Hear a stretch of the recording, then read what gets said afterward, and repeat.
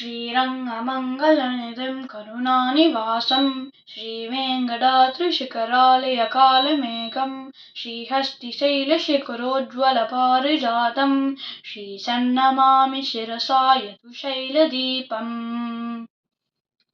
Adiyan Ramanujadas. Today I will be talking about the four mandapams, which are Pushpa Mandapam, the Bhoga Mandapam, the Jnana Mandapam, and the Tyaga Mandapam. The first mandapam I will be talking about is Jnana Mandapam. This Jnana Mandapam is where Ramanuja takes the Vigraha which is captured by Delhi Sultan.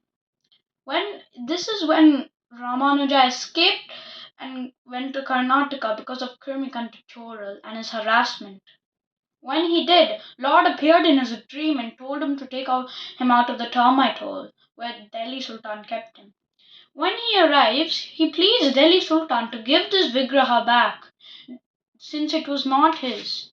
Seeing the tejas Ramanujacharya had, he kindly accepted and showed all the Vigrahas he had captured. Realizing that none of the Vigrahas was Selvanarayana, Swami Ramanuja calls out, "My child Selvanarayana, come here." And it was astonishing to see that a little child was running, and as if it was a dream, it vanished, only to see the Vigraha in Ramanuja's hands. Sadly, on the other hand, baby Nachya couldn't handle this separation.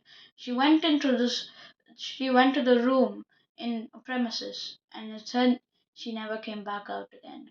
This was because baby Nachya was in love with the Vigraha. The next mandapam I will be talking about is the wonderful and amazing Tyaga Mandapam of sacrifice. This mandapam is the friendship of Lord Varada and Swami Ramanuja. When Swami Ramanuja was lost in a forest called Vindhyagiri, it was astonishing to see he was brought back by him as a hunter. Who I'm talking about is Lord Varada.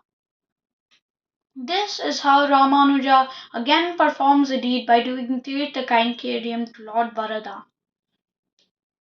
The next mandapam I will be talking about is the amazing Pushpa Mandapam. The Pushpa Mandapam is where there was a debate held between what the Vigraha was, either Shiva or Vishnu. This is when Swami Ramanuja placed the conch and disc besides the Lord, and it was miraculous to see the next day the Lord was holding it in his hands. Thus, Swami Ramanuja was known as the Guru of Srinivasa. The fourth and final mandapam I will be talking about is the Bhoga Mandapam, also known as Srirangam. This mandapam is situated between the beds of river Kaveri and also glorified by the 11 Alvars. This is when Lord Ranganatha told his devotees to bring him, Swami Ramanuja himself, to Srirangam with all respects. When he came, he got an amazing chance to fulfill his dreams by doing the jobs of the 10 Sri Vaishnavas. Some of them I know are the Ekangis, the Satau, the Mudalis, the Kulasekaras, and there are much more.